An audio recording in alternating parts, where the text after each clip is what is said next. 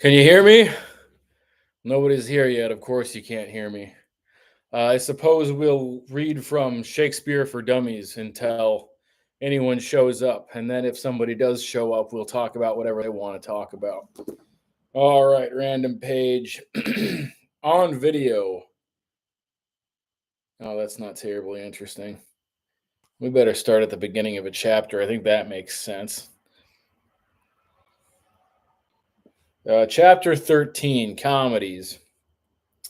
This chapter begins the summaries of Shakespeare's plays in alphabetical order. It's a long chapter because Shakespeare wrote more comedies than other kinds of plays. A Shakespearean comedy is not necessarily the same as a modern comedy. A classical comedy is a play in which the protagonists live and usually get married. Chapter 7 tells you more about the different kinds of plays that Shakespeare wrote. Regardless of the official meaning of comedy, most of Shakespeare's comedies are fun and funny, full of zany goings on from mistaken identity to cross dressing to practical and impractical jokes. Some of that hasn't aged super well, has it? Cross dressing. All right. All's well that ends well. Key characters. Oh, I guess that's a play. All's well that ends well. My dad would know. He's a big Shakespeare guy. It says the key characters are Bertram, the spoiled count of Rossillon, Helena, daughter of a famous doctor, later wife of Bertram, Lafeu, an old lord, and Diana, an impoverished lady, later friend to Helena. Uh, Perols, maybe is how you pronounce that, who was a cowardly follower of Bertram. So you can see that this is what is this 1, 2, 3, 4. I don't know much about Shakespeare or literature, but that's only five characters and key characters, and it looks like you're set up for some real laughs like right off the bat, because you've got this silly guy Paroles who's a cowardly follower of Bertram, who's a spoiled count of Rossillon. So you've got this guy who's cowardly following this other guy who's morally in question because apparently he's spoiled.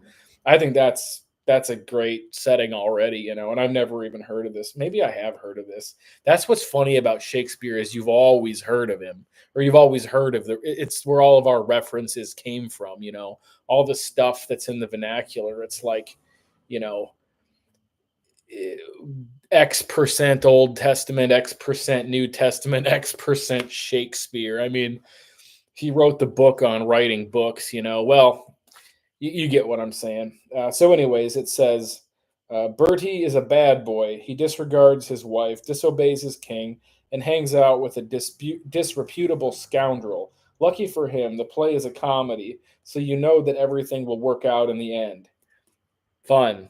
That's fun. The Bible they say that the Bible is structured like a comedy too. I really like that because it has a happy ending. It has a hero's journey and a long unfolding plot, and it brings me a lot of peace that such a relevant book or series of books tells the tale of a literary comedy. And I guess I like that, but there's a lot there. I think Jordan Peterson's talked about that. That's maybe where I got that idea was in his Genesis teachings.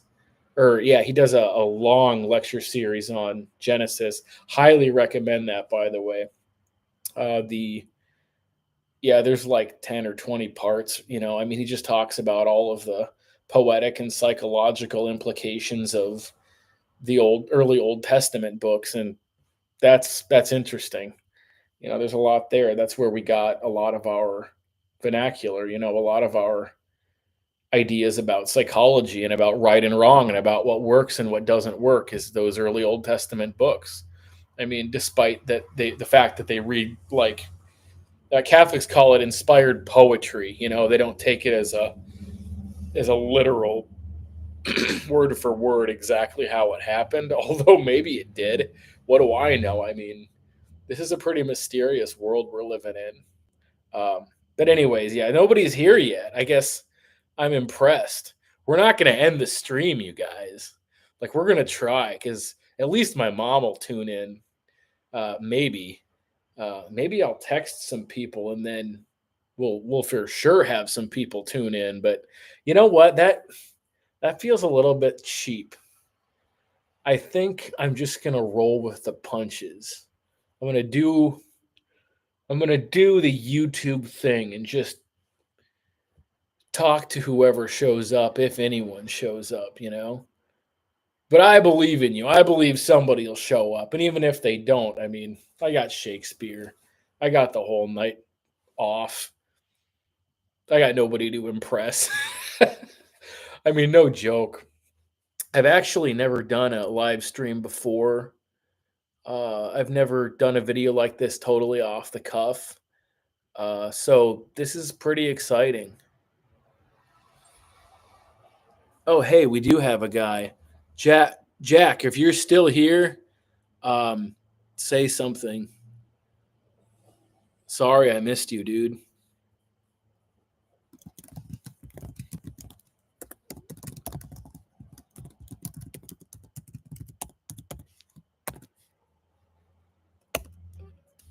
Rad. Okay, we have somebody to talk. So, Jack, I've been reading Shakespeare for Dummies for the last like 2 minutes to nobody. So, how are you doing? How's your Wednesday? Is it Wednesday in your part of the world? Based. Nice. I try, man. It's a crazy world we're living in. You got to be as based as you can or as useful as you can, and that's getting tricky. So it's Wednesday in your part of the world. Today was rough. Anything you want to talk about? I mean, obviously you don't have to, and I'm new to this. I have no idea what's appropriate to ask. Oh, it's just the fact. Okay, it's Wednesday. I thought for a second I thought you meant that it was rough because it was Wednesday, and I'm like, I'm so new to this. It's goofy.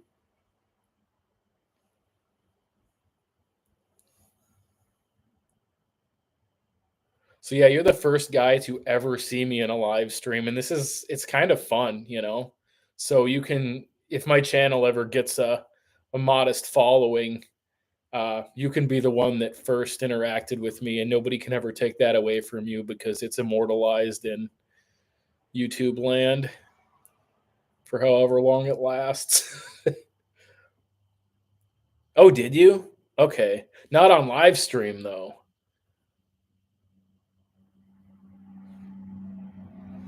Oh, okay. I remember. Okay, I think I remember talking to you. Yeah, I that video, I think that video was a mistake, Jack. Like the reason I make it is because I think like I got to be careful how I word this. I truly think like an agnostic, even today. I think like an agnostic, and I think like an atheist to some extent. There's a lot of days I wake up in atheism, and the reason I wanted to make that video was to try to have a conversation with people who I relate to. You know, 'Cause, I mean, atheists, if they're big thinkers, they're some of the most interesting people like that you could hope to meet if they're big thinkers. Atheists that don't think, they kind of like I said in the video, I tend to get really bored, and I don't mean to say that as a slam so much as it's a personal feeling I get. It's just that feeling of boredom, you know. Shoot, yeah, if you got a comment, I'm happy to hear it, man. It's just you and me here for now, unless I missed another one of you.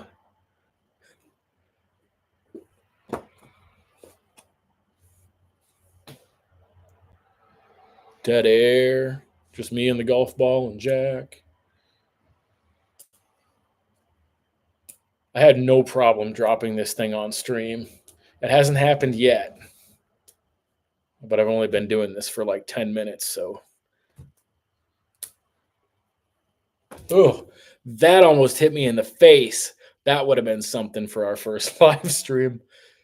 Idiot noob YouTuber beams self in face with rare, uncommon golf ball from the 1980s. I don't know when these things were. Oh, you got your. Okay, not being an atheist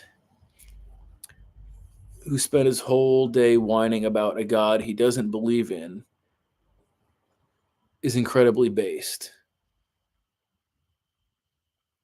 Oh, not being an atheist YouTuber who spent his whole day whining about a god he doesn't believe in is incredibly based.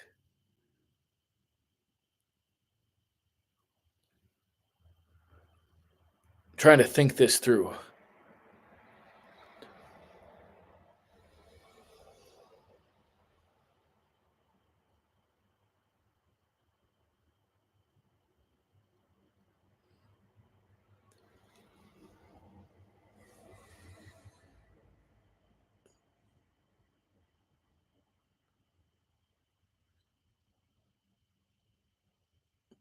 Keep going. Keep developing that thought. I'm not sure I'm 100% with you, but my vision's also getting a little crummy. I've got this degenerate eye problem, so I'm having a little trouble seeing today, maybe. And the letters are really tiny. I'm not used to this at all.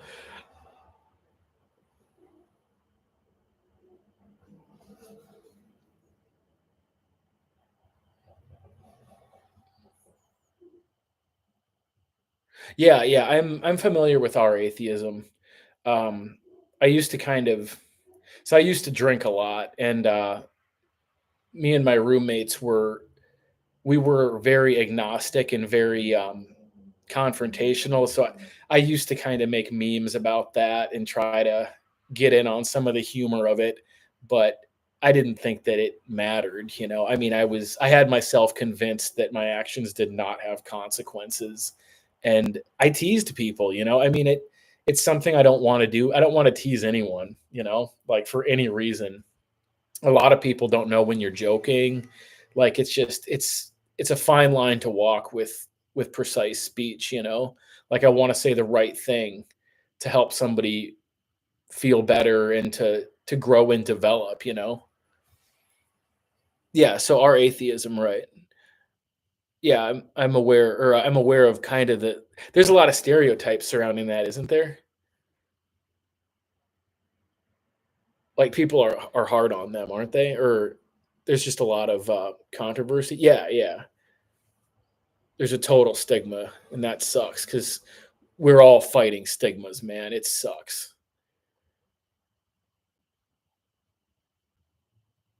I mean, nobody should be chewed up and belittled. You know, Atheists and agnostics have great reason to think the way they do. I mean, the circumstance that they inherit is leading them on a very unique journey. And it's necessary to have your journey. What don't you understand about our atheism? You don't understand the stigma?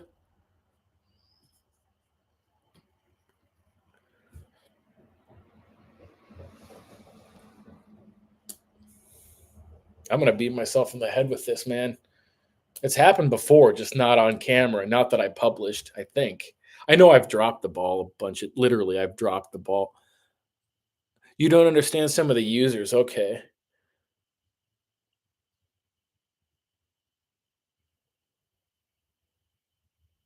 like are the users stubborn in a way or um, excessive?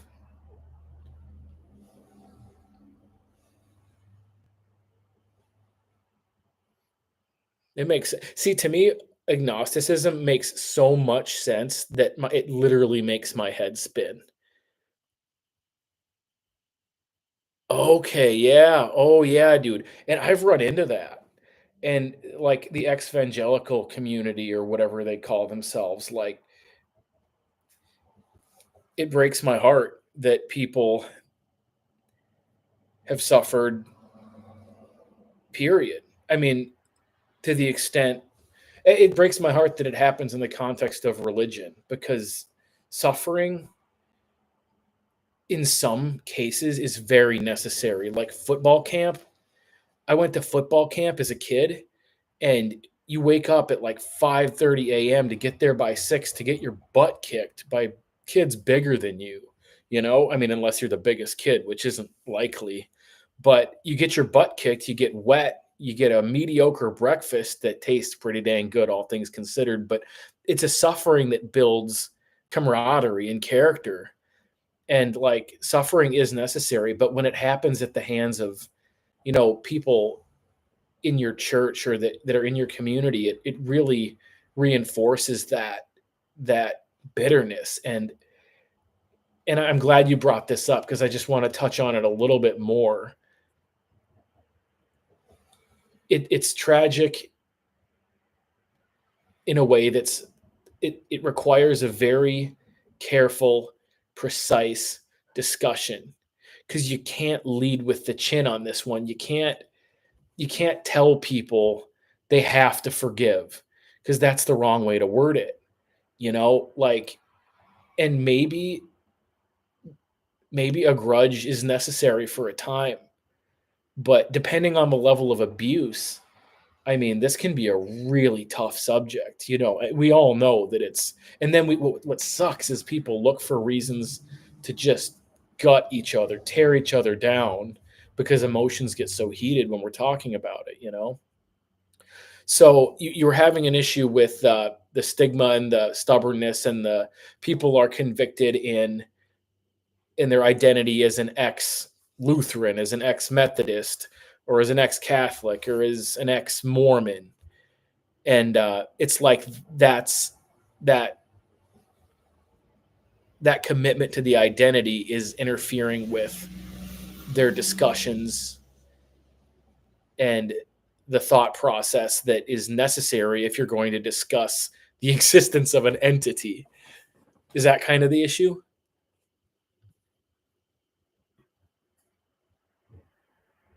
Because these are big questions.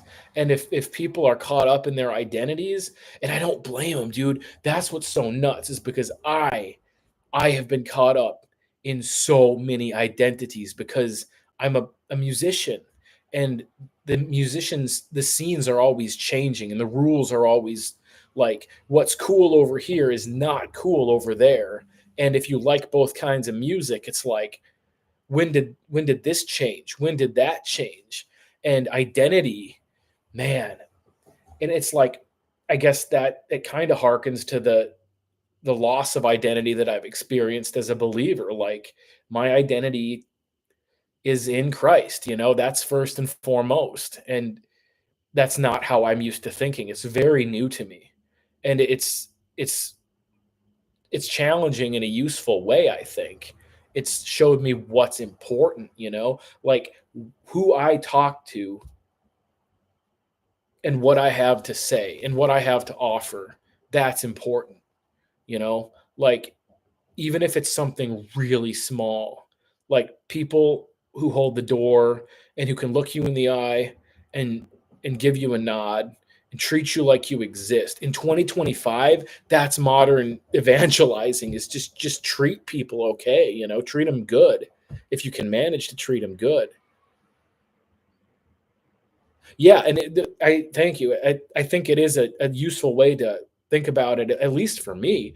The people I encounter, I mean, I encounter a lot more people that try to live this way, and they seem eager to some days give you the shirt off their back. Uh, and a lot of times, yeah, there are people that are really fake about it. I don't think that's been nearly as common as I anticipated. I thought that was good when I became like a believer and started wandering into churches. I thought that everyone was judging me because my car was a big piece of crap in the parking lot and parts were falling off of it. And it was like a 2010 that's just totally beat up.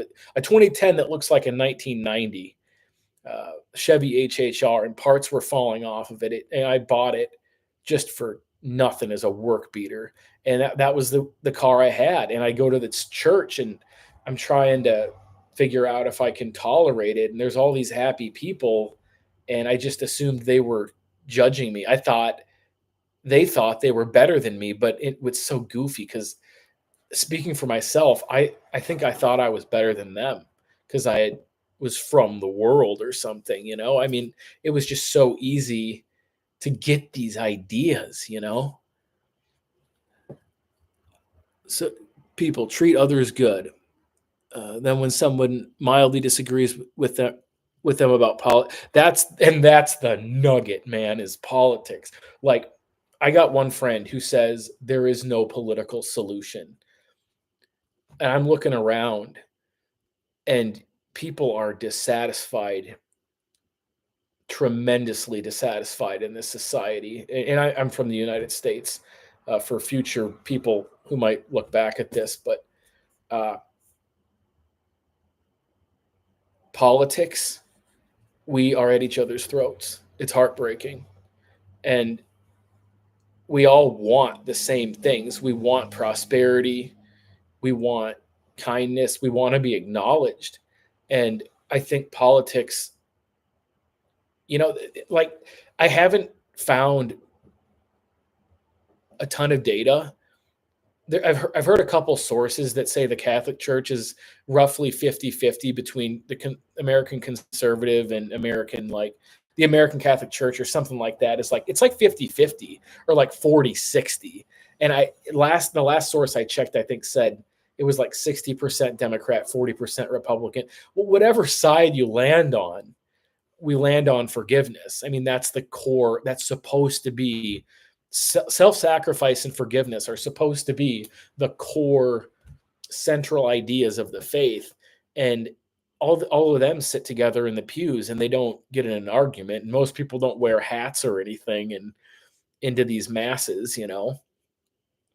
But yeah, the best thing that faith has done for me is I live that love your enemy bit. I live that.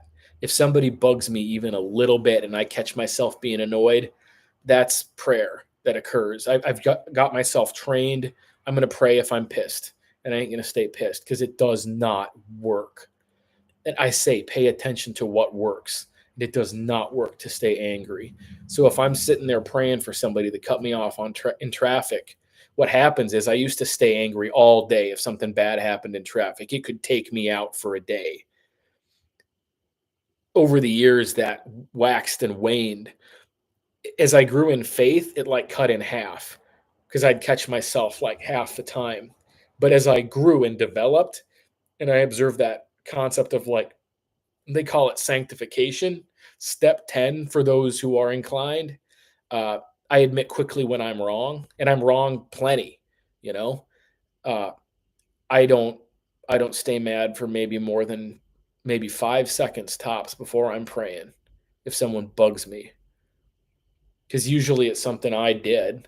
Like, it just happened earlier today in a crosswalk. Somebody gave me the "what the heck are you doing" gesture when I was turning right, but there was a pedestrian in the median, and I don't want to risk getting a, I believe it's a reckless driving charge, or it's some type of charge to be in a crosswalk when there's pedestrians in it. Plus, I like to make the pedestrian feel cared about. You know, I don't want to make them feel like I'm this guy that's got some important place to be. I can just let it be for a second. But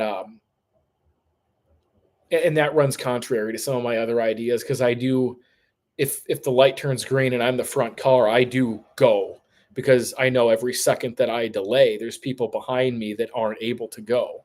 So it's a matter of doing. I try to do my very best to be considerate, and that's a tall order, man. But my argument with all these videos, my discussion that I keep trying to have, is that it does. We need habit. That my argument is that we need to make it habit if people are going to be happy and if they're going to have peace. And if we want habits are put in place by systems. It's back to football practice. Like those training drills that we did every morning, that was a system of start the day with dissatisfaction, and then you run plays. And the practices were systemized in a way that made us better football players. Like, the idea behind going to church, in my opinion, is supposed to be that we listen and we practice those principles. We practice the gospel lifestyle and we exude that for other people. And ideally, we live in a world where nobody's honking at each other and giving the finger to pedestrians or whatever, you know. Uh, okay, you're back. Uh, You seem to be rather empathetic. That's a good quality. Although I won't play armchair psychologist for more than 10 seconds. Hey, you're good to play armchair psychologist in this chat, especially when you're the only one here, man. I'm just happy to have you. We'd probably be a tenth of the way done with chapter 13 if it wasn't for you. So thank God you're here. No joke. Uh, but yeah, we get the lives we practice. We if we practice blame, I mean, even if there is no God, I guarantee you that practice makes perfect or practice makes progress. If I practice blame, I'm going to be good at blaming people. Serious. Hey, thank you. I appreciate that. And you seem genuine. I mean, I it's hard to tell much about you other than that what we've briefly chatted in the comments and in this chat. But you seem genuine, and that's what counts. Like genuine is honest, and that's my top priority. It's like Jesus says, I'm the truth, the way, and the life. Well, truth, if I'm going to worship Jesus, if I'm going to try to embody Jesus, I need to embody truth. That means I've always got to try to be honest, because dishonesty, it warps people's perspective. Like if people don't have the truth, they can't operate effectively. It's just heartbreaking because I know people that have suffered with living a lie, and people that have told lies, and it slows them down and it disorients them, and it doesn't work. So to be authentic, which I think you are authentic because you're engaging me in an authentic, courageous way. Like, how many people would not be in a chat, be the only guy in a chat? Like, people are like monkey see, monkey do. You're the monkey doing. You're actually willing to just engage somebody, somebody random on the internet. Yeah, no joke. No joke, man. So what do you do besides occasionally browse YouTube? You got any hobbies? You a gamer? Do you play croquet? One of these days I'm gonna run into a croquet buddy. I don't play croquet. If I played a ball sport, I mean I like ball sports, man. I don't know. I'm too short for basketball, but it's half parasocial relationship. Oh, you're a reader. That's good. So you catch the vibe. Yeah, these dummies books, man. Oh, some of them are a joke, but this Shakespeare for Dummies. I mean, that's not a terribly thick book for you know it's short pages. Yeah, dude, dummies books. Well, they get the. I feel like the dummies books are the antiquated equivalent to Chat GPT. Give me the gist of it. you know, like how do you argue with that? Give me the gist of it. Yeah, dude, you get it. No joke. Oh man, I was on the radio once, and I remember it being a really big deal not to have dead air, like not to have a moment of silence. But I don't know, man. I don't know if the same rules apply. Like, is this the modern day equivalent to is this the modern equivalent to like independent radio? Is that what I'm doing? Gosh, that was goofy. I was so nervous to be on the radio, and it's like I didn't even know if anyone was listening. And here I am talking to you, and so I'll roll with the punches, man. Every time I'll take what I get. Well, what books do you read?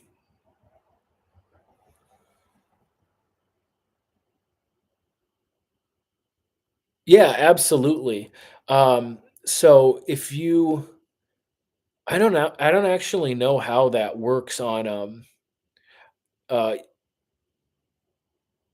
on YouTube. Like if it's if you value your privacy. I'm Jeff V145 on TikTok or at Jeff V145. I think it's is it the same as my username? Yeah, I think it's the same as my username on YouTube. You can tell how much I have grown to value technology. Yeah, but if you add me on, um, I guess I don't want to recommend TikTok because I think most of what's on there is garbage. But yeah, absolutely. Give me one of your socials. Oh, your Discord. I just got Discord, so that's perfect. I'll screenshot that and we will add you up on Discord. Yeah, I got a couple guys on there. I actually had a Minecraft phase this year, which is kind of crazy. Like, it took me long enough. Took me long enough to get into Minecraft because so I'm 36, and Minecraft came out a year or two after I graduated high school, and I had the mobile version where there weren't any monsters, and I just play creative. But earlier this year, I was like, all right.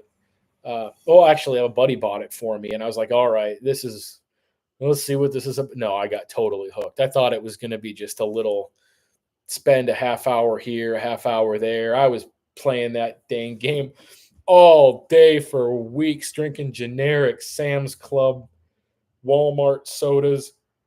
Oh, that was a bad habit. I got to not do that. But you deserve the truth. No joke. I Yeah, you can be friends with me, man. Like I have a lot of people in my life, but weirdly, and this is a point I keep trying to make. So I'm glad you said that. It it's amazing how many people a person can fit in their lives. It's amazing because I have dozens of close friends and hundreds of acquaintances. In my walk of life, I encounter a lot of people and I talk to a lot of people. And what's super weird, and I keep meaning to talk about this, nature, biology, God, whatever you want to call it, has a way of putting just the right amount on my plate. The more people I meet, it's almost like the more I can manage. And I don't talk to everyone every day. I don't talk to everyone every week, but when people send a message and I see it, I get back to them. And it's amazing how many people we can afford, you know? It's amazing how many people we can afford to pay at least some attention to, you know? Let's see. That was, oh, Pocket Edition was your childhood. Oh, Dad's on. Hi, Dad. This is the first time I've ever done this. I've got one other guy on here who I met a while ago, Jack, and he seems real neat. You can read his comments there. Um, we were just talking about Minecraft a little bit and some other things and ideas. Did you ever hear of Dunbar's number? I don't know. I don't know if I have Dunbar's number. No, what's that all about? Dad, we've been reading out of chapter 13 about comedies. I mentioned you briefly a little bit ago.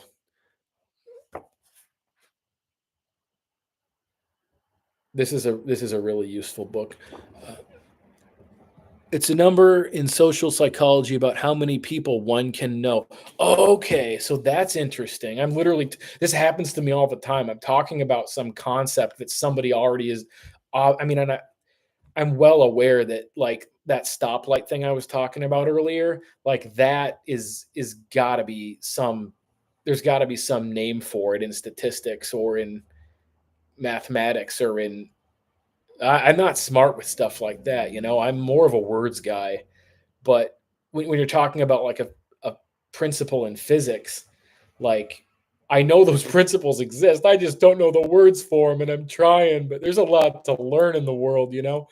Um, but no, so Dunbar's number, that I need that in my vocabulary, uh, because yeah, I didn't have any idea that you could know so many people and care about so many people. And that's part of why I love this bit about the gospels, is because like I said a bit ago, if I have an enemy, if somebody really burns me, which happens quite often, that somebody takes a dig at me in the comments, and sometimes rightfully so, if I've made a short-sighted video, um, which really has only happened that one time where I was really concerned, that I could have been that video you and I talked about, Jack, that I could have been an atheist YouTuber. Like that was baity, that wasn't the right. That's the only video I've made where I have like a bad. That I was just saying that video that about I could have been an atheist YouTuber. It was the only video I've ever had like a bad feeling about. Like I didn't quite hit the nail on the head, but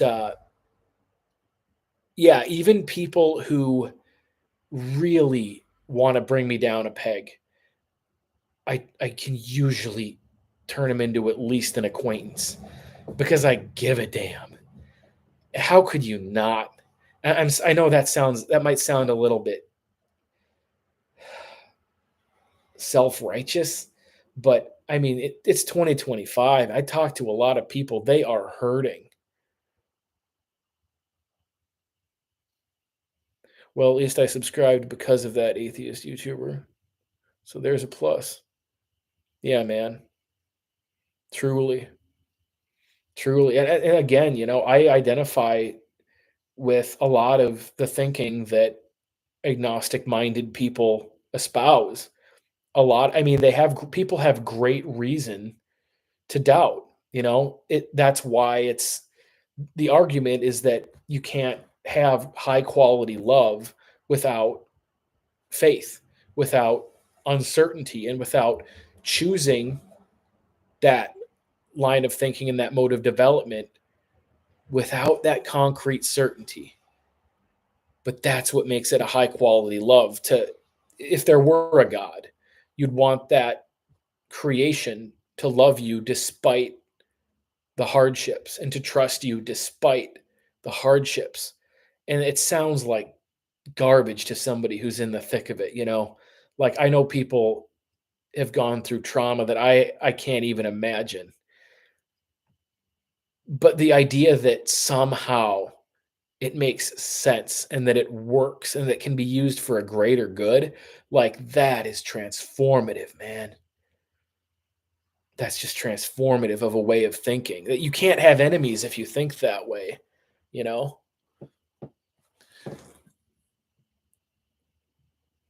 Jacob wrestled with God. It makes sense why others would too. Amen. I think I'm in the thick of it. Everybody knows. Sorry, bad joke. I think I'm in the thick of it. Everybody knows. Is that a song? Think I'm in the thick of it. Everybody knows. Think I'm in the thick of it. Everybody knows. What? Oh, it is a song. Okay. Who sings it? I don't know that one. Unless I do and forgot. That's very possible as well. By KSI. All right. That's another screenshot, Jack. You got two out of me. I'm going to have to listen to that.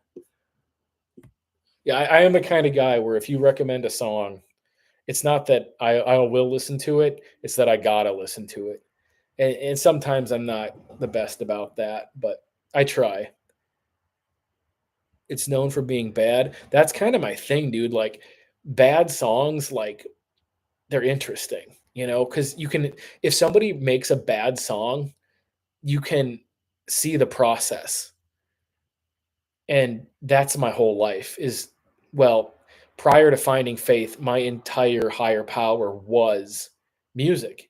And the only music that I got really truly excited about after the couple of decades I spent devouring it was stuff that was either homemade or outsider music or something that had flaws and foibles and like hiccups and that showed the process. Like I want to hear an album that was recorded on a whim or as a joke or as a gift, like something that's peculiar. So I do love bad songs. I've actually recorded 6 Christmas albums in my life, and 5 of them were before I genuinely really believed all this bit about Jesus. So it's interesting. And I don't think those albums are bad, but they're certainly lo-fi, and you can hear the process. You know. Uh, but yeah, enjoy it. Yeah, I will, man. That's goaded. Thanks, dog. My favorite singer. Oh man, that's a good question. Oh, you got to go. All right, I'll answer. I'm going to answer that because how could I not? That guy from Milk Music, unbelievable. He's sang the every album I've ever heard him sing on. He sang it. It sounds like it was the first take and the last take. It sounded like he sings like it's the end of the world. Like he'll miss notes. He'll just wail and bend his voice wherever he feels. It's like totally uninhibited. And at first, it sounds kind of like a failing emo band, but then you're like, wait a minute, this guy just he doesn't he doesn't have this outcome obsession. But yeah, we'll see you when we do, Jack. God bless. Thank you so much for being here. I mean, I wouldn't have had much of a first stream if you wouldn't have gone on when you did. So we'll see you again, bud.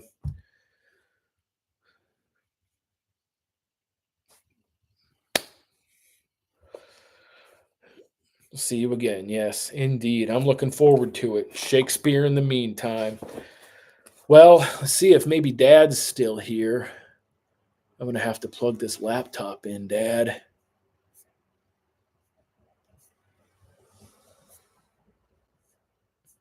Well, I guess.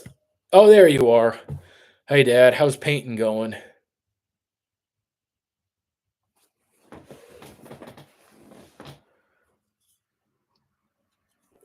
I'm glad you're still here so I don't have to keep reading to nobody.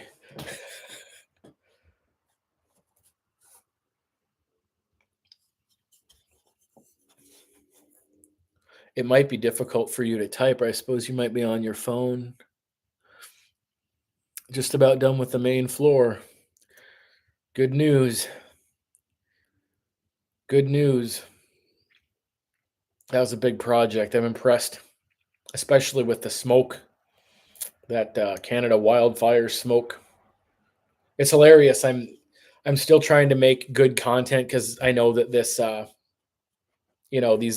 these live streams, they get like preserved. I think you can delete them or take sections of them. I don't know exactly how it works because obviously I've never done this, but um, it's not it's not really the best quality conversation that you can get out of me because I'm just running my mouth constantly trying to prevent dead air, and it's wholesome though, you know.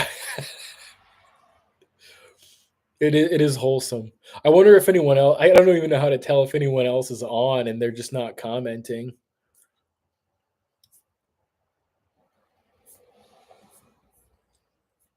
Turn on reactions. Google Chrome has reaction effects.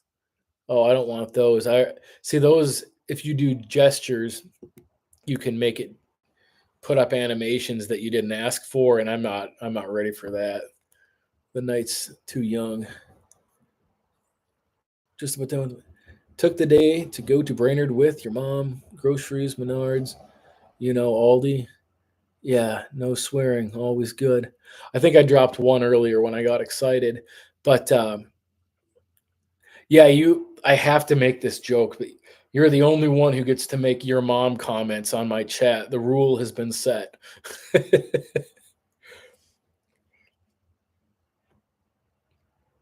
But yeah, there's nothing like Aldi.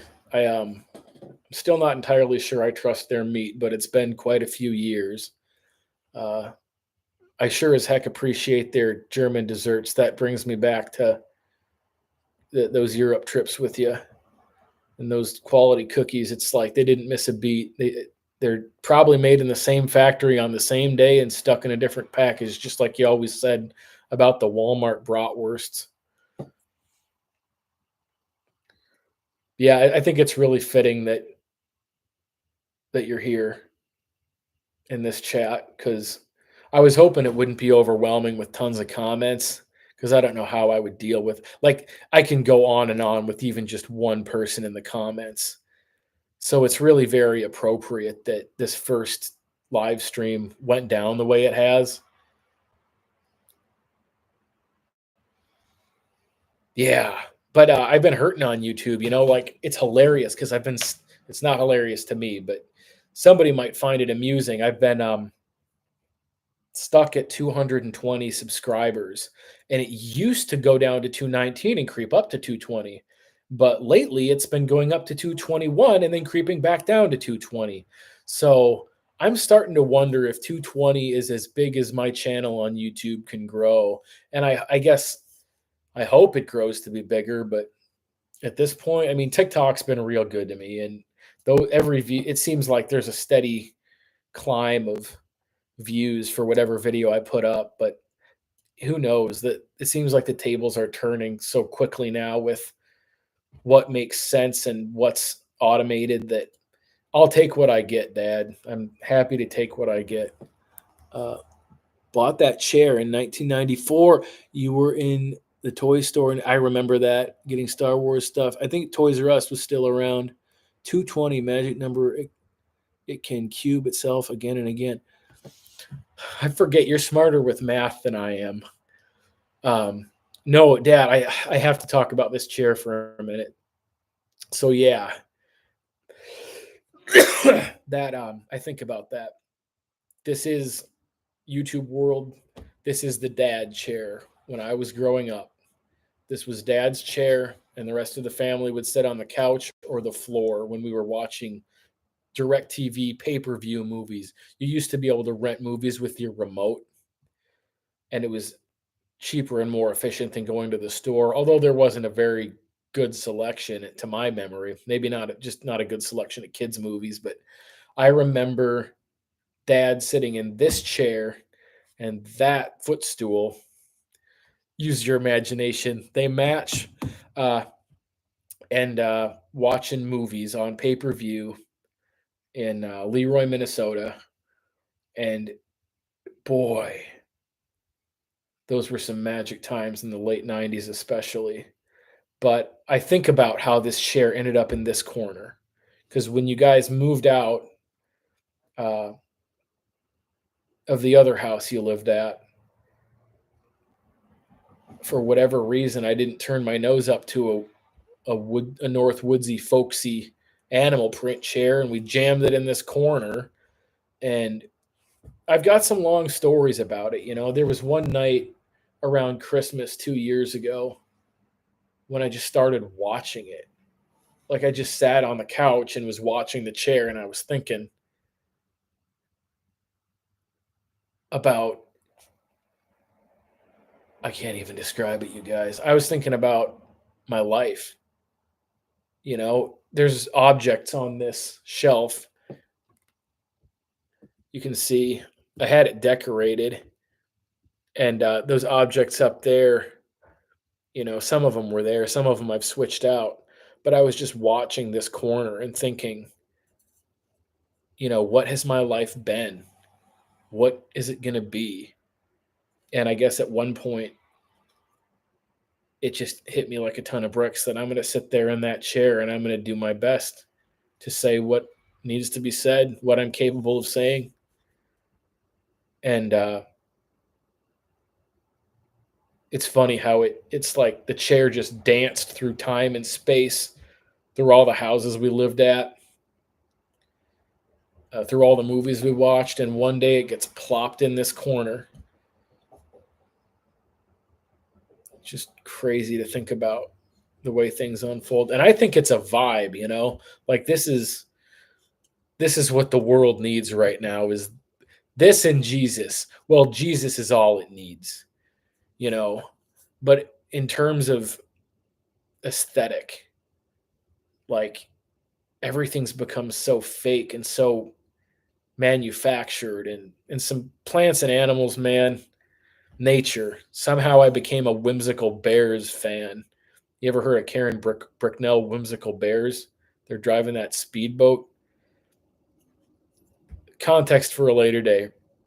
Somebody pick my brain about that. If you see this in the future, go to one of my videos, comment Karen Bricknell's Whimsical Bears. You were supposed to do a big tangent about that. Talk to me about it. I promise it's probably not worth knowing about, but it's a vibe. I can promise you it's a vibe. So Chair is 31 years old. I believe it, man.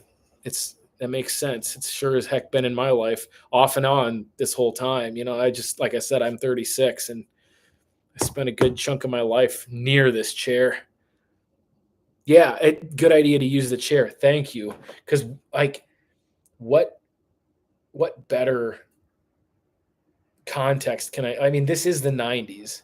This is a 1990s chair. Like, people, they look at the orange cassette tapes and you know, the lip glosses and the clacky, plastic toys and the birds that bounce on your finger, and they think that's 90s. It's like, it is 90s, but there's more to it.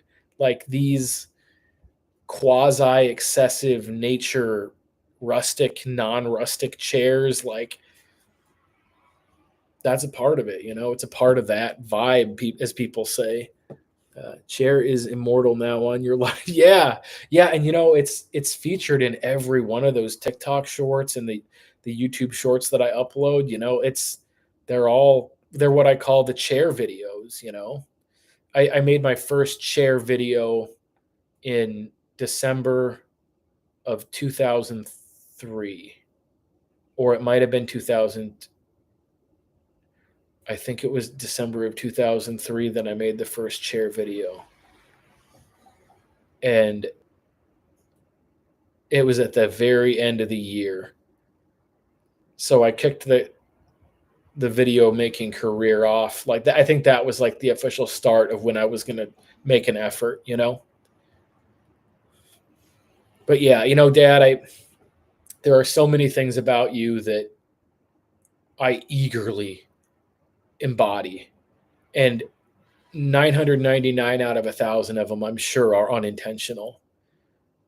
But I see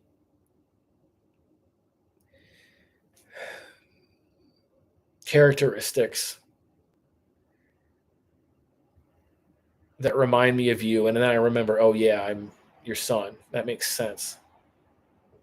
And I'm seeing more and more of it, especially because I'm trying to learn how to be more optimistic.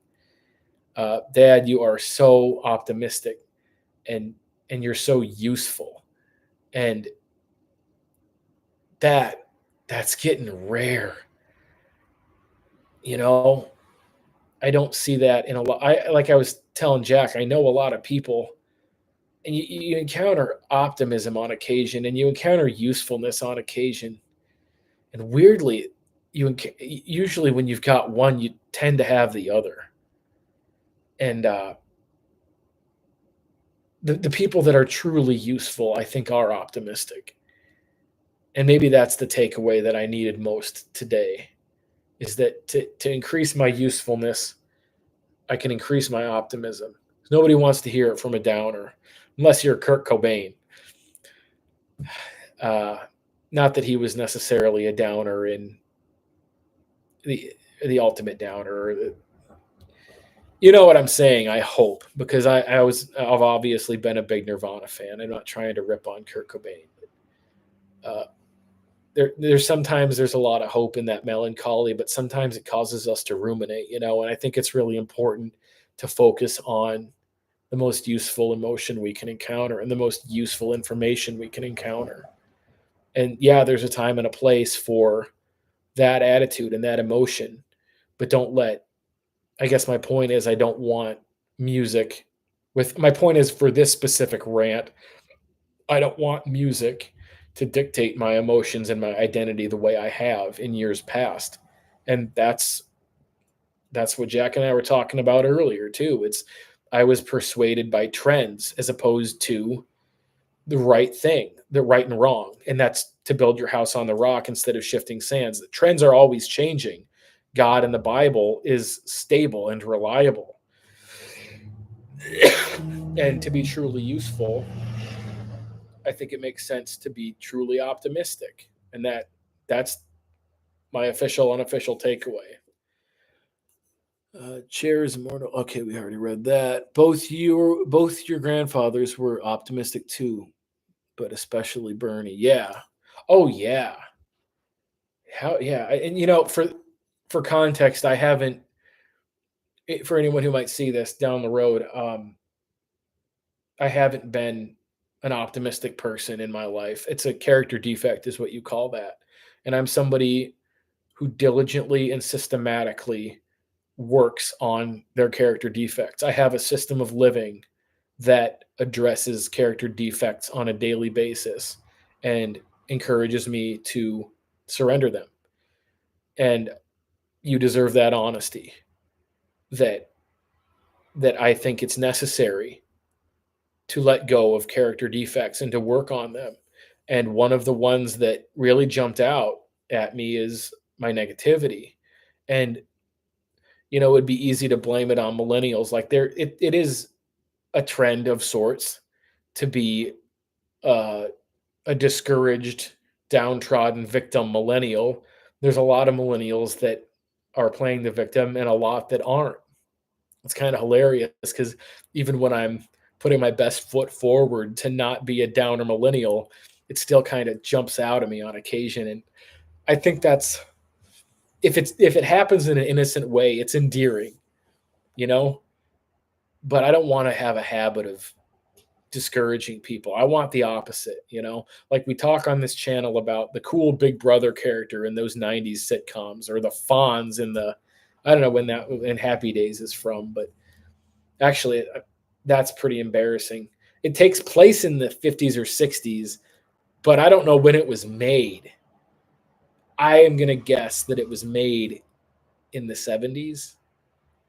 Oh, that's embarrassing, you guys. I'm sorry that I don't know when Happy Days was made. But yeah, the Fonz, right?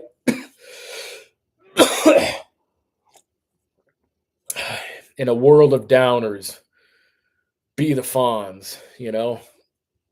You want to be the right blend of Han Solo and Luke Skywalker, right? Youthful optimism, skeptical, responsible adult. We pay attention to them for a reason. They're the heroes for a reason. They're hero archetypes. It's like SpongeBob and Squidward, the new hire versus the jaded old employee it's like a 20-year-old versus a 30-year-old who, are following the trends of the times. And Squidward had something of a spiritual experience, on occasion he does something really wholesome, like he really stood up for SpongeBob when he delivered the pizza. He put his faith in the rock that brought them home after he saw it work.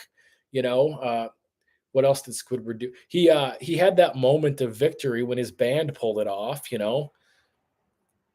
and he put his best foot forward. He tried to start a band. He was a little dishonest because I think he might have lied about starting a band, but he followed through with facing his fear and he stood up to bat. Like, the reason these shows are entertaining is because people are being heroic to some extent, or they're being a villain to some extent. We need that.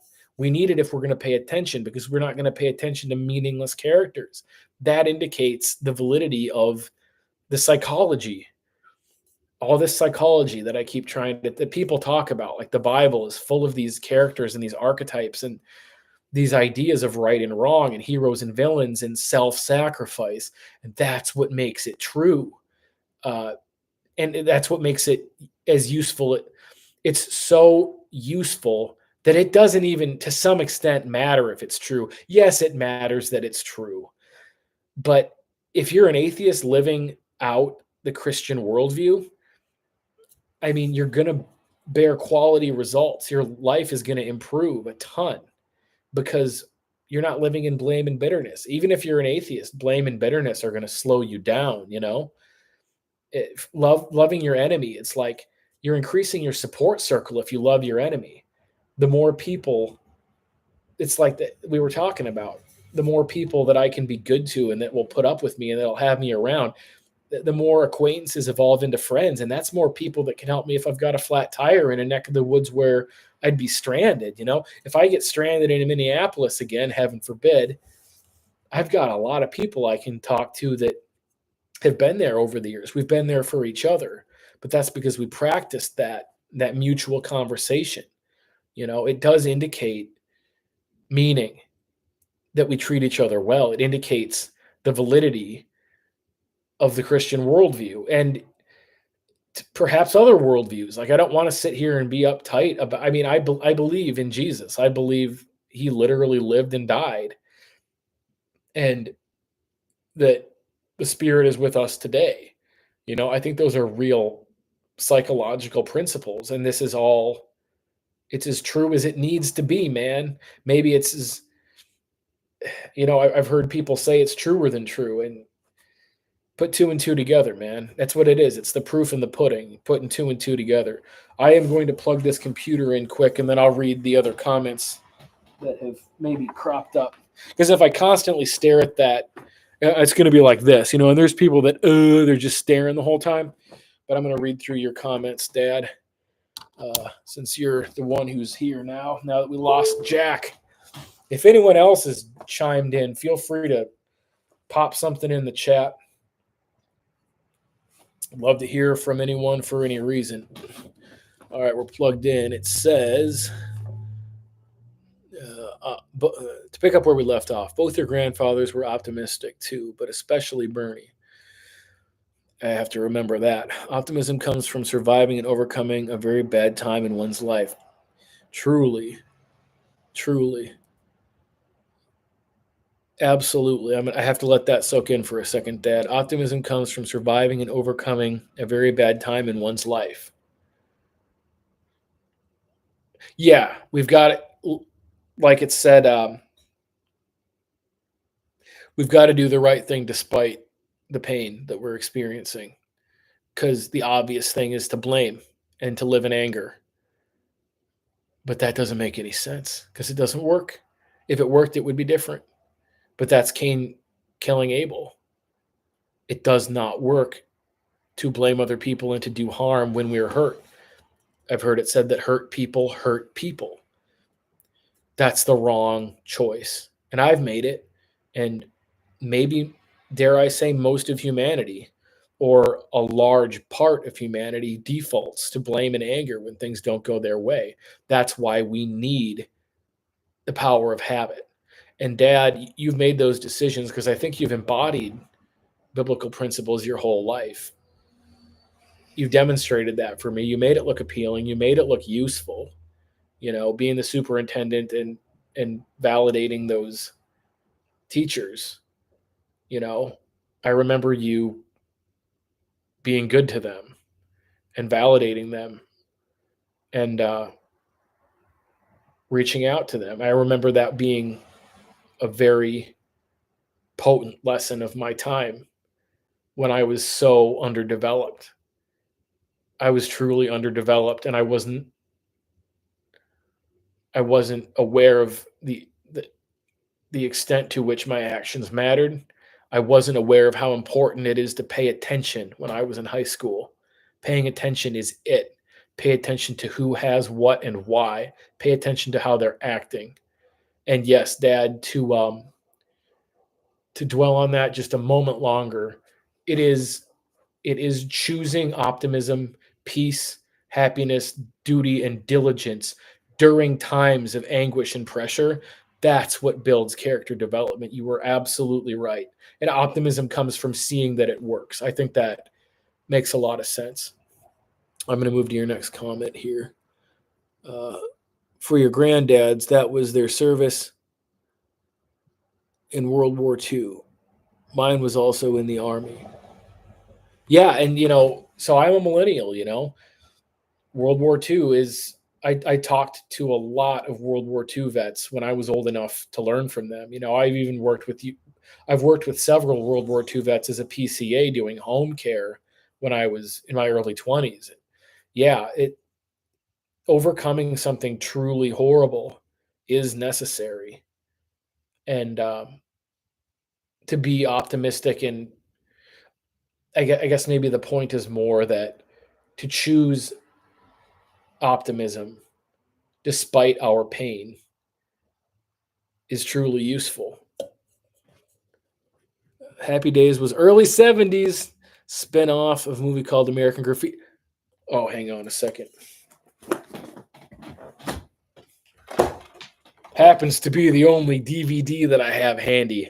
I bought this after our recent trip to my cousin's place. Yeah, American Graffiti. So I didn't ever put two and two together there. It seems like fitting that Happy Days would be more where that came from moment from a culture that loved American graffiti. Um, and I'm happy that I was correct about it being from the 70s. But I've always kind of prided myself in being able to identify what decade albums came from. But I guess I'm somewhat that way with film. But the real question is, what decade is it? What's the setting? So my guess is the 50s. If it was made in the 70s, it doesn't take place in the nostalgic 60s. It takes place in the nostalgic 50s, then, right? And it couldn't be 40s unless it was like 46, 47. Um, you don't have to answer that either way. Um, your granddad's happy days was. I've always said people don't really change until they've had a significant emotional event. Absolutely, Dad. That's another one. That's a seed that you planted so many times. Uh, it took a while for me to become good soil to that, even through a couple significant emotional events. I changed for the worse after a couple of them. But it's funny you mentioned that because I do happen to be wearing my Kurt Cobain smashed guitar T-shirt, which I was wearing at the metal factory I worked at when things got really bad. And yeah, significant emotional event is necessary to change, to truly want change. And I was working overnights in that metal factory. There's a whole video about it called "Story of Four Punks." Um,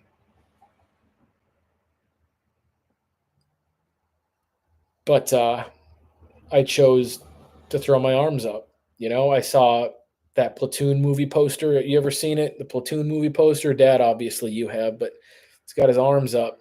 And I kept when I closed my eyes, I'd see that. And I'd see that surrender, that movie poster, that betrayal.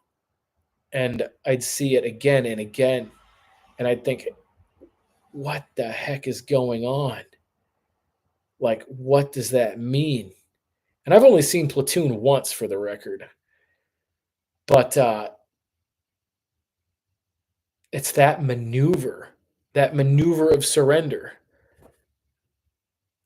It indicates it indicates the validity, the necessity of sacrifice, of letting go. I wasn't in control. I couldn't force myself to have a happy life. I couldn't force myself to have fun. I got the window open. Some people being loud. Been a lot of fun summer vehicles zipping by lately. But no, the validity of the necessity and the validity of sacrifice, and the necessity and the validity is of the results it produces. You can pay attention to the results that are produced by those maneuvers of letting go. When I let go of blame, when I let go of anger, the earliest things that went wrong, according to the Bible, the earliest things that went wrong for human beings was blame and disobedience. And when you let go, things start to work a lot differently. Uh, Emily, you made it. So you're the third person that's ever talked to me on live stream chat. Jack was the first. My dad's the second. It looks like you're third. We were reading. See, we got two English people here now. This is incredible. We've been reading Shakespeare for Dummies to kill the dead air, and then we got to talk a little bit about faith and religion and atheism and Reddit with Jack. And thankfully, I haven't had to kill any more dead air in a while. Yeah, it's an honor to have you. It's an honor to have you. So I don't think I've seen you for you were over at the neighbor's place a couple months ago now for that 50th birthday. But yeah, we were overdue to catch up. And of course, you've been a longtime supporter of the YouTube channel. Uh, I was just telling my dad that we seem to be trapped at 220 subscribers on the nose. It was dipping down to 219, and now it's dipping up to 221, but it always seems to land at 220.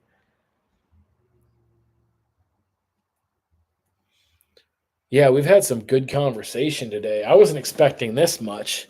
I figured I'd just be reading Shakespeare until Thursday rolled in. I was anticipating more noisy traffic. I think you missed the motor. You were tuning in right around the time that motorcycle went ripping by. Hey, thanks. I thank you for saying that. My vids are always interesting. It's I'm just trying to tell the truth. All I've got left is the truth. And it's like I was telling Jack. The whole deal with Jesus is the truth, the way, and the life. And if I'm going to worship the truth, the way, and the life, that truth is essential. And as a journalist, I mean, you get that, or a journalist by trade. I actually forgot what you're doing right now full time, but it's a weird time for journalism. It's a weird time for every creative industry. Yeah. Oh man.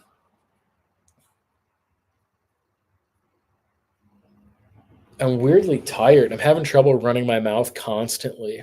I guess this is why people do podcasts because it's harder to have dead air when two people are running their mouths. You edit for a marketing firm. It's bonkers times. Yeah. Oh yeah. That's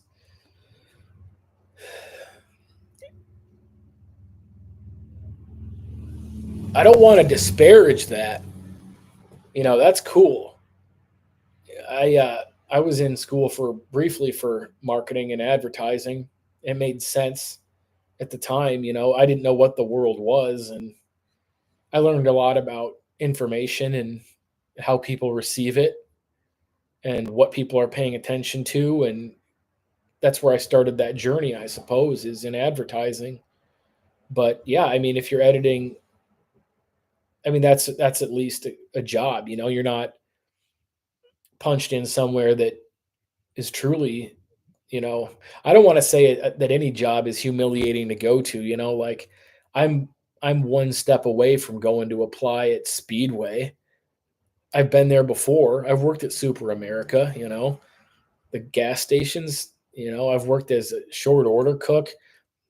I've worked as a dishwasher.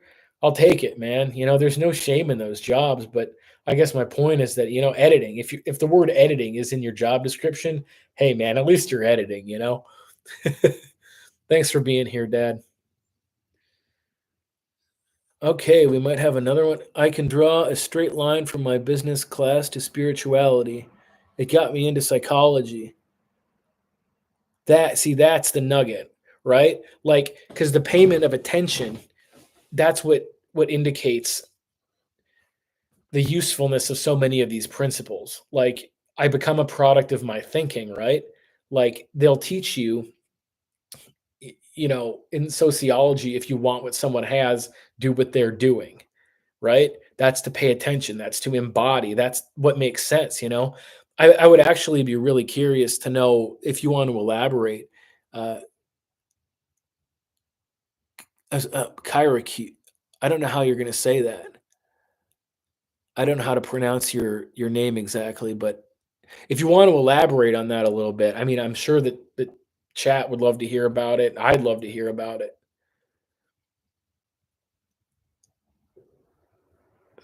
Emily says a job should just be what you need to fuel your passion. Oh, like yeah, a job shouldn't be more than that. It should be just what you need to fuel your passions. Right, right. Yeah, it's a means to an end, if you will, and that's solid thinking. I think in 2025 for the most part, but I mean, and we were talking about this earlier, me and Jack, that it's in part it's not a duty to my job, although the honest thing and the orienting behavior is to do what I'm paid to do honestly. My duty is to the people I'm surrounded by and to have that sense of camaraderie and to lift them up if they're having a bad day, like to be able to cheer somebody up.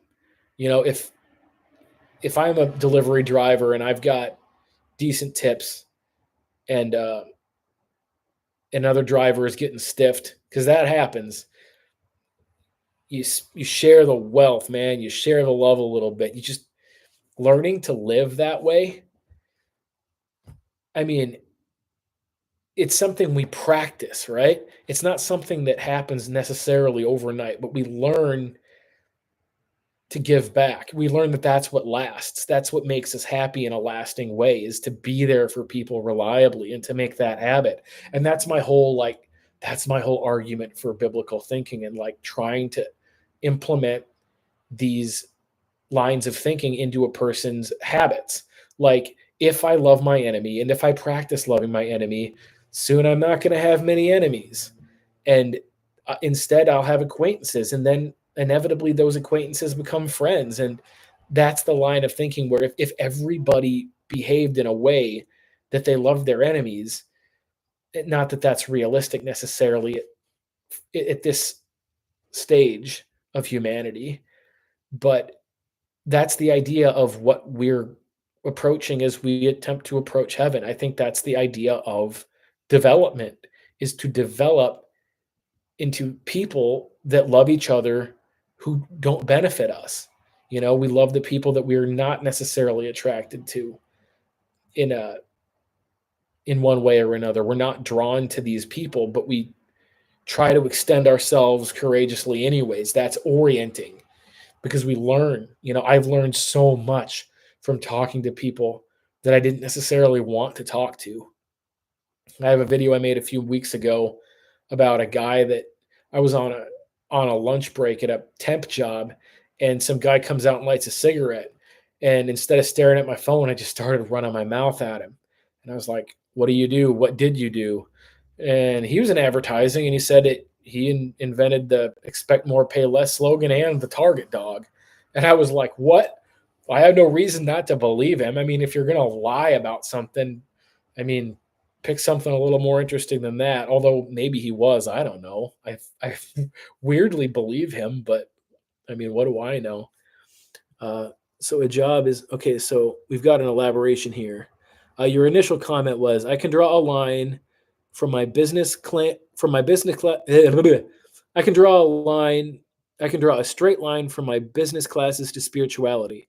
It got me into psychology, and then it was Maslow's hierarchy of needs and the concept of creating a need in marketing and advertising. They got me thinking about behavior and influenced my writing. I got into Carl Rogers. I started a Carl Rogers book a few months ago. It's the only common ground I have with my therapist. Like, we have some common ground, but we have a lot of common ground with Carl Rogers because, dude, it's wild. Like, Carl Rogers, it's like you've got Stoic thinking, you've got Christian thinking, you've got Carl Rogers, and it's like they're all kind of in that, they're moving in that direction of development and of progress. It's just, it's interesting that came up. But you also mentioned creating so Maslow's hierarchy of needs. That was explained to me in it was a marketing class of some kind. I don't think it was my copywriting class. Um, but yeah, you create a need. I don't remember them explaining it that way. That maybe it would have stuck better if they would have said that. But yeah, you're basically giving people an insecurity, and that's kind of what pushed me away from it initially. But there are useful principles in in understanding the psychology of advertising. Why are they putting these messages where they are putting them?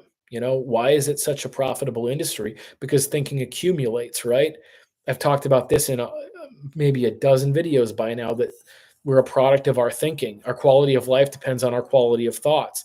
That comes from focusing and paying attention to the best sources we can find. Again, that's what drives me to the gospel books, because that hammers home that line of thinking of love my enemy, don't have enemies, maybe, you know, do the difficult thing, even when it's just carry that cross, do what's difficult, do what's right, choose that by means of habit. That reinforces the trueness. It makes it's valuable to me whether or not it's true. Truly. I mean, that's the crux of the issue, is it's valuable information. It's valuable character modeling. I tell people, you're better off to model your life after Han Solo than nobody. I mean, if you're especially if you're a young man who's not done anything, it's better to say, what would James Bond do? What would Han Solo do? It's better to do that than to aim nowhere. Like, yes, I'm convinced Jesus is the best point of aim, but you're better off. And no, I'm not making the claim that Jesus is a fictional character. People like to get me if you can't tell, or they like to try. And I don't take things personally. You know, if you got to make a joke at my expense, I'd prefer a joke to a burn. I get it. I'm silly with some of this stuff. I'm flighty. I get off topic. Whatever. I can handle that. Just and I can handle burns too. Just keep them to a minimum, right? They don't do anybody any good. That burns don't help us develop. But no, the point was Jesus is the best point of aim in my opinion. But it's better to try to be Han Solo than to go be Jay and Silent Bob. You know, again, not ripping on comedy. Jay and Silent Bob are really funny, and actually, I think no, Jay was really astute, wasn't he? Yeah, he's the one that puts it together at the end of Clerks, isn't he? Emily, this is an Emily question. Um, okay, I got to keep going with this. All right. So, yeah, Carl Rogers. Okay. The name is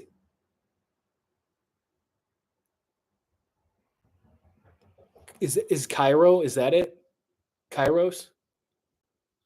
Okay, so I'm assuming Emily you mean that Jay was the developed point of aim that spelled it out for the clerk. Despite the fact that he was unemployed. He was the one that knew what was up. Uh, yeah, the target dog. You're right. The target dog would, because that's a humble enough lie that I mean, it's real. If he lied about that, it's still. I mean, it's funny enough so that it can be that can be one of my favorite stories because if you were the type of psychopath or sociopath or whatever that you're gonna tell a humble lie like you're going to impress people, but not a ton, you know, like that's so fun. I love that. Um, yeah, I did my best with the pronunciation, Kairos. Um, my vision is going a little bit, and I'm having a little trouble with it. I haven't messed with this. Maybe I can make the letters bigger.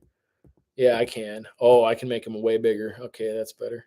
Kairos, awesome, awesome, awesome. I'm kind of curious if you're the third person that's ever wait, I suppose third, fourth by now, because my dad and Jack. Well, you're one of the first people that's ever seen me talk on stream. So, congratulations. If that's worth being congratulated over, you have been. Um, curious if you're a subscriber or if you're a random clicker, because I don't know if this stream is being recommended to anyone or if it's just kind of me in La La Land. Yeah, you get badges, man. No joke. I will make and manufacture badges for the top 10 people.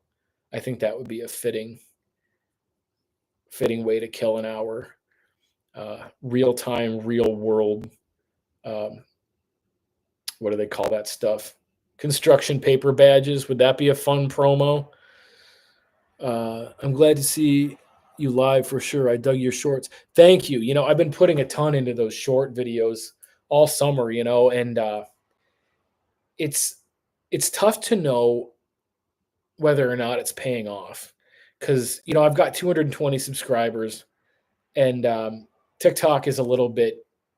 I'm basically doing this full time, and to me, it's a little embarrassing that I've been doing this full time and I haven't amassed a few more people than I have. Quantity, quality, it's that same old debate. The people that are talking to me in this chat, the people that comment on my videos when they're not trying to zing me. I mean, we're having quality interactions and that counts for a lot. Uh, yeah, and I'm glad that you're here truly because I've never done this. I'm totally new to it. We've been reading out of Shakespeare for Dummies when there's dead air. I mean, it's been a regular adventure. My YouTube goal, uh, Emily asks, what is my YouTube goal? I'm in a weird season of life. The thing, I'll be straight with you without trying to be negative. I don't have a great deal of hope for our quality of life in this society. I think things are getting very challenging very quickly in ways that we do not seem to collectively anticipate. My goal is to wake up as early as I can and to say the most useful things I can as quickly as I can. And I'll take what I get. Um, I'll take what I get. I was thinking earlier today whether or not I would start trying to sell t-shirts again. It almost feels, I hate that I have to say this, but it almost feels like there isn't time. And maybe in 10 years I'll eat those words, and I hope I do. But it matters a heck of a lot more to have conversation than it does for me to try to break even. And that's just the truth. I am a person who has not done well to break even financially.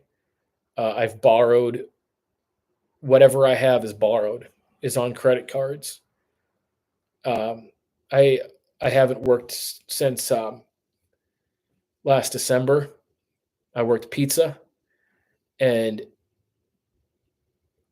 if I felt that there was time, I might be behaving differently.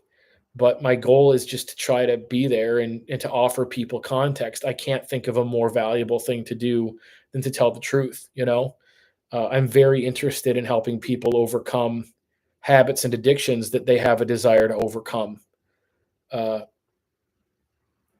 it's heartbreaking to think about how many people are hurting with addictions that they're unable to escape from.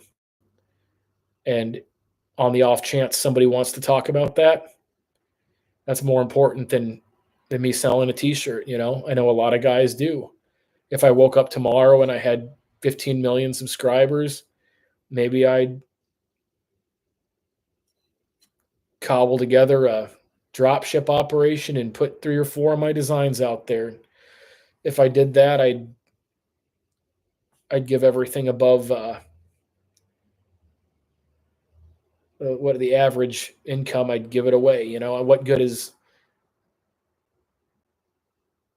what the house of cards is crumbling, man. I mean, I don't think it makes sense to serve money right now. I don't think it makes sense to try. Obviously, we need to. I'm in a unique position where I've been able to borrow quite a bit, but I don't necessarily think that's the right thing to do either. It's kind of tough to talk about. Don't quit what fulfills you, whether you get one view or a million. And I appreciate that truly, uh, truly, because on occasion I'll get a comment that really indicates to me that it's all been worthwhile. And I do not have, at the time of recording, I mean, I've got 220 people, and God bless every one of you. My TikTok has been doing a lot better than my YouTube. People engage it more, and there's a lot more views. But all the shorts, just about all the shorts that I make, end up on both TikTok and YouTube. It's ridiculous because some YouTube videos will get 1,000, some of them will get 12. I mean, 1, 2, 12, not 12,000. And then on TikTok, they pretty reliably go over 100 views. So, I mean, it makes sense to put them on both platforms, but it does take 5 or 10 minutes, to edit it in and upload it.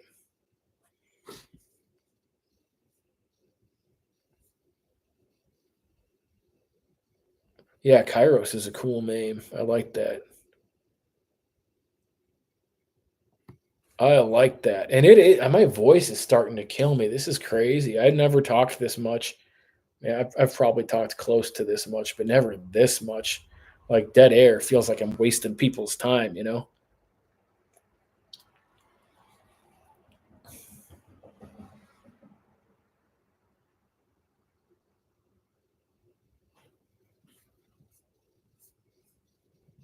Top fans, huh?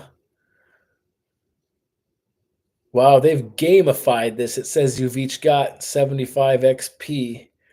That's ridiculous. I love your avatar, Kairos, too. That looks sick. or chill or whatever the word is. I've been thinking about that. Like, why do I call stuff sick? Why is that? Like, you're a pro skateboarder. Why do you know, bomb down a hill at 30 miles an hour and go, that was sick? Like, was it unwell? Not necessarily. I mean, it was a renewing experience. It was a developmental experience to bomb down the hill at 30 miles an hour and risk life and limb. Sick, right? Like, that's the thing. We would have found that and thought about that in high school, and we would have come up with something else like, that has a fever, man. And I'm sure fever has been a zesty teenage buzzword in years past, but we would have said, like, unwell, like, try to. That's what teenagers do, though, is they break things. Thank God, because that's renewal and it's necessary. I'm curious which books of the Bible touch on that because I haven't read most of the Old Testament and a good chunk of the New Testament. So I'm curious where they really double down on renewal because I think most of life's concepts are thoroughly discussed in the Bible, but or most of the really important concepts, but some of them are really weirdly. They appear to be underrepresented to at least to me at my stage in my faith, but like humor. Um, I was saying the Bible doesn't have any humor, and my neighbor told me, of course it has humor. Uh, the book of what's the book? Jonah. It's like it's funny if you think about it. Like the I guess I will, I guess I suppose. That attitude. Every time Jonah gets a bad attitude, he gets some unfortunate thing happen. Um, is Maggie still with us? No, actually, he took off in 2023 in the summer, and I've put up some shorts lately, like just old videos of him, and put some words in there. But Maggie, for context, Maggie is Magnet, who is my dog, and for more context, there went the golf ball. All right, here we go. I'm gonna cover those anonymous ones up. That is Maggie. I always look at these pictures and I laugh. The one where he's on the carpet, I laugh at that picture and I'm like, what are you going to do? Bark at me? Because that's the face he made when he was about to bark at you. And then this is maybe my favorite picture of him because he has that look in his face like, are you angry? And chances are that picture was taken when I was drunk and I was yelling about something. And I do not drink anymore. Let's put it that way. I quit about 5 years ago. And that's a very long story with lots and lots of available context for anyone that wants to know more. Hit me up privately. I don't want to talk too much about that publicly. But yeah, he's been a fun dog. The flood is renewal. Oh, you're right, absolutely. And Job. I forget. Yeah, I actually always get Job mixed up with Jonah for whatever reason. That's why I was careful to say Jonah and not Job. But yeah, that's renewal. Uh, and Jesus said he's destroying the old temple. I was just learning about that when the curtain tears because I read through the gospel books a week or two ago, and I reread through them again, and it's a quick read. People don't realize how quick you can get through Matthew, Mark, Luke, and John. I mean, there's just nothing to them, but there's everything to them. But uh, I read they all talk about the curtain tearing, and I kept thinking, what the heck? What does that have to do with anything? And dude, yeah, the curtain was like a foot thick, I guess, and it tore at the moment of the death. And wow, there's some symbology there, man. But yeah, you're right. See, I need to, Kairos. You're right. There's a lot of renewal discussed in the Bible that I just haven't poured thinking into, and thank God I have free will and I can pour thinking into that. That's I think you've earned a screenshot. I got to remember to do that. On occasion, I take screenshots for later reference. I think Jack got me twice. talking about music and stuff. But uh, yeah, rest in peace, Magnet. We had good boys. Yeah, we did. And Chance. Oh, he's the reason I had Magnet was because you move out. Emily and I used to be roommates.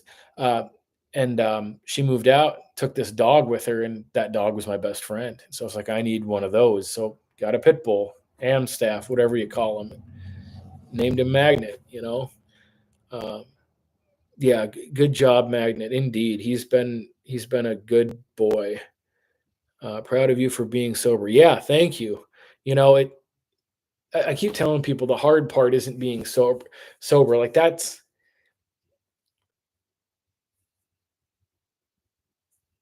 it's not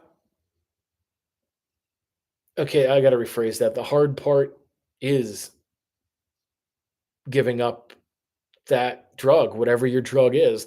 The hard part is giving it up. The easy, fulfilling part is choosing the suffering that it caused and talking to other people about it because our pain transforms into wisdom if we choose it. If we choose to go tell the truth about what happened and what we did. If I tell you what I did wrong, that's my Jonah moment. You know, if I come clean, then you will have information about how to orient yourself. Maybe there's somebody lurking in the chat that I'm not aware of that is on that verge of overdoing it. With my drinking, I made a conscious choice that I was going to start drinking more because I thought it was funny. And for whatever reason, that insane thought of this is a funny, whimsical way to go through life, I did choose that. And for all I know, somebody out there in the world is on the verge of making that choice. And maybe they can still control it if they don't make the choice to drink more. Some people aren't like that, aren't that way at all. Some people they fiend for it. Alcohol takes a lot of different paths to drive us insane and to harm us. It's a very cunning power if we're sick with that obsession. But that's why I make all the shorts, why I try to make all these videos because I'm offering that context for people who might benefit from it. Because there's no thing to do that I'm capable of doing that's more valuable than that. Like I could write a song, I could write an album, I could make a painting, I could make a comic book. Maybe I will. Maybe the world will shape up a little bit and it'll make sense to prioritize those things the way I used to. But now I don't say that to despair, man. Like for me, I don't have anything better to do. Literally, there's nothing better I'm capable of doing. Uh, and Cairo says, my dad told me about the curtain. It was a big deal for me to understand that. Yeah, I'm curious what your dad said about it because I'm still not entirely sure of the significance of it. If you want to elaborate, I'd love to read what you say. Otherwise, obviously, I can learn more about it at a later time too. Uh, Emily says we grew up in small communities, lusting for experience. The illusion of experience is a powerful thing. I think that's partially why we see so much uh, fantasy, and fantasy is necessary. Obsession, I mean, people fantasize in a lot of different ways.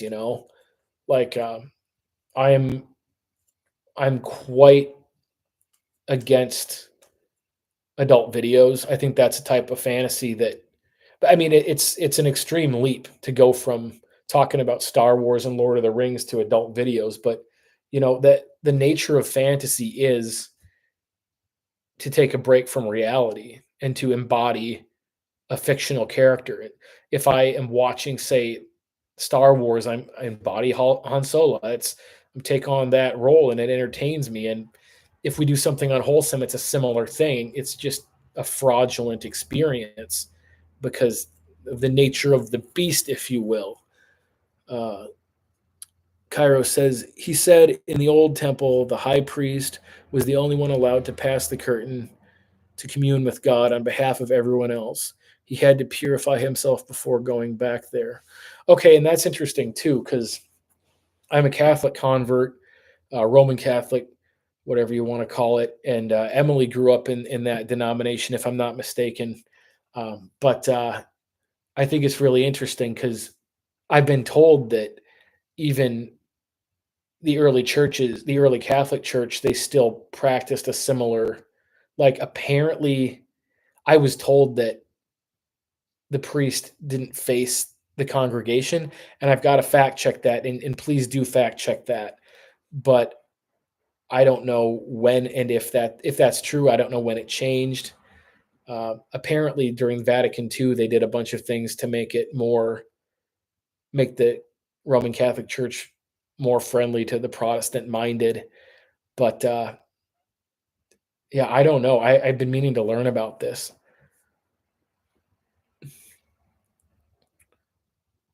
The veil splitting meant God's spirit was released from the Holy of Holies and into the world. Jesus being the new intermediary, no more priest needed. Yes, sir, says Emily. Yeah, and like Jack and I were talking when we started out. Uh, these concepts check out psychologically, and it makes sense to embody self-sacrifice and the love for our enemies, whether or not any of it is true. And that's why a big part of my intended audience is agnostics and atheists, because I spent a lot of my life thinking that way, and it makes sense to talk to those people, whether just as a friend or somebody who might be interested in learning more about. I'm trying to be an ambassador for this thing. I'm trying to show there's proof in pudding here. Like, I can't twist anyone's arm into anything, but they can look at me and listen to what I have to say, and if they want to hurl insults, they're welcome to do that. And if they want to listen and have an exchange, they're welcome to do that. True crime at all? Was that a TV show, or is that, you mean the genre of entertainment, like serial killer documentaries? Sometimes I watch those prison videos. I think that's kind of a rabbit hole. Like, if I start watching those, YouTube starts feeding them to me, and then all of a sudden I'm learning about Ted Bundy's final 24 hours from three different perspectives. And I try not to focus on that. On occasion, it's useful to know, especially because during those last days, I like to learn about who repents and who's sorry and who isn't, and why. I like to learn, like, why, if I can. I think it's so interesting that Ted Bundy uh, blamed adult videos and said that that was partially, if not entirely, what caused his problems, to say the least. But that was a necessary. If he was telling the truth, it was a necessary disclosure, because if he felt that those videos had driven him insane, that's good context for people. That might have been part of getting right for him, if he was genuinely trying to get right. Maybe he didn't know how to get right, and maybe he was just flailing, and he thought, maybe if I tell the truth. I don't know what he was thinking. The guy was a total manipulator and a very dangerous person, but he was also apparently very afraid. And you never know what people are going to do. You just never know what people are going to do. As a genre, true crime. Yeah, I'm very interested in it. I can only really allow myself to focus on it, like I said, so much. Like, there's some of those documentaries that just took me out. We used to get drunk and watch all these terrible, uh, you know, useful documentaries. Sometimes they were useful, sometimes they were just disgusting. Uh, and me and my roommate Greg, we watched Criminal Minds. Yeah, likewise, Emily. I wouldn't have taste in film if it weren't for you. We watched Donnie Darko a year or two, or well, probably 3 years ago now. We watched Donnie Darko, me and my sister, and it was so awkward, because it's like, I don't know if I did it on purpose, but I don't know. I identify so much with his character in that movie. Like, it's just unbelievable. Like, he kind of, he's a, if I was developed at 16, if I am if I had my brain now at 16, that's where I identify with Donnie Darko, because to an extent, he didn't. I don't know whether he had a great point of aim, but he had that defiance and that attitude and that he had a yearning for the truth.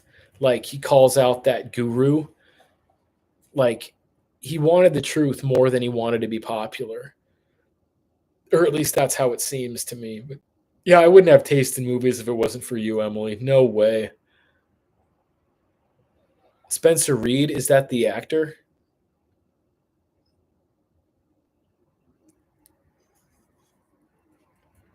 I don't know much about actors, or their names at least. I've seen quite a few movies, but I'm not super versed as to who played what role.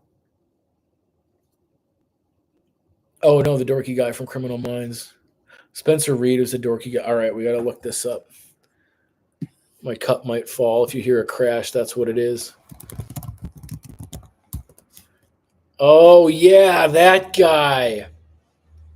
Oh yeah, he's a vibe. I haven't seen that guy's face since we used to have a TV set up right over there. Old CRT. That was a jam. No, so have you been getting into the true crime genre? Like, I gotta learn about this too. Yeah, we're just gonna look this up since I forget I can do this. True crime genre. Wikipedia. I don't read those AI overviews. So I mean, on occasion, I try not to read AI overviews. I don't want robot thinking in my cranium. True crime is a genre of nonfiction work in which an author examines a crime, including detailing the actions of people associated with and affected by the crime, and investigating the perpetrator's motives. True crime works often deal with violent crimes such as murder, serial killers, and often high-profile cases such as Dun Dun Dun, Ted Bundy, Charles Manson, and the Zodiac Killer. True crime network may use either a journalistic style with a focus on known facts or a speculative style with a larger focus on the author's personal conclusions regarding a crime. So if they do a dramatization, that counts as true crime, right?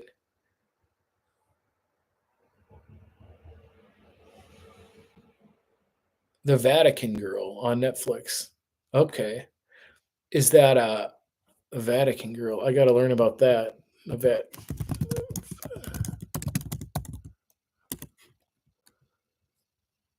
Uh, I guess we'll try Google.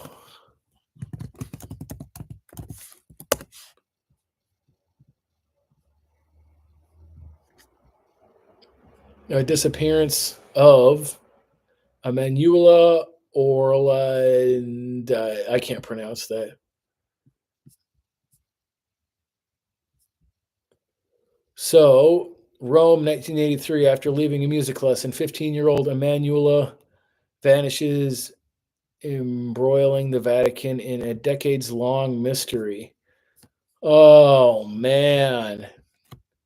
I might find it interesting. It's hilarious. I've made so little time for recreation in recent months.